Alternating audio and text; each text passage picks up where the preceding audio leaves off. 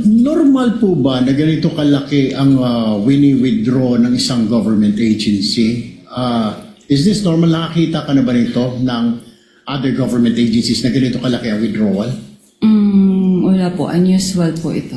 Unusual yung withdrawal. So therefore, kung unusual, Madam Witness, hindi mo kayo nagtanong man lang, para saan po ba kayo ito? Kasi alam ko sa bangko po, nagtatanong. Ako po, nagbabangko ko sa privado. Natatanong po yung staff ko, para saan ba gagamitin ni Sir ito, ni Seth?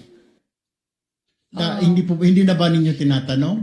Kasi po may advice naman po siya. So, kumbaga dumaan naman po ito sa proseso nila. Kaya, I don't think po na Pero magtanong pa kami. what is the SOP? Ano pong standard operating procedure pag may mga malalaking withdrawal? Or exempted pag mga government agency, lalo po't mga matataas na ahensya ng pamahalaan?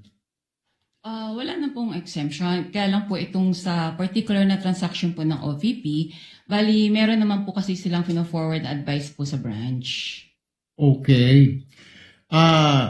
Alam niyo po ba na ito ay for intelligence fund, yung wini-withdraw? Hindi po. Hindi niyo po alam na Intel fund ito. Opo. Pero nagduda po kayo sa ganitong kalaking halaga. Is that correct? Sa personal opinion namin sa bangko, parang syempre po, saan kaya gagamitin po yung cash na to? So, pero hindi naman po namin tinanong na. Kasi may advice naman po siya. Okay, panghuli na lamang po, Madam Witness. May other agencies pa ba na may account sa inyo?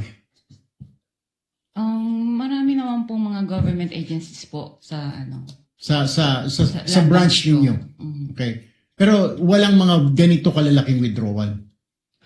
So far po kasi na-convert na po lahat kasi sila sa mga online system like yung sa ATM payroll. So hindi na po ganyang kalalaki mga withdrawals po nila.